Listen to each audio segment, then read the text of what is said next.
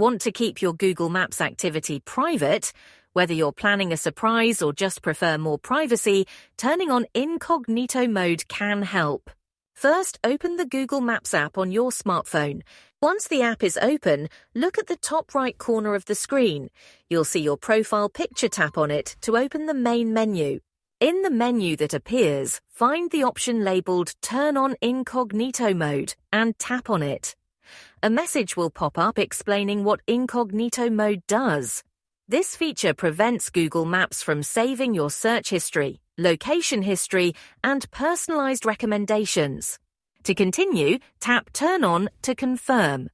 You'll notice that your profile picture changes to a dark incognito icon, which means the mode is now active. Google Maps is now in Incognito Mode, allowing you to browse and navigate without saving your activity. If you ever want to turn it off, just tap your profile icon again and select Turn Off Incognito Mode. If this tutorial was helpful, don't forget to like the video and subscribe for more quick tech tips. Thanks for watching and enjoy your private browsing.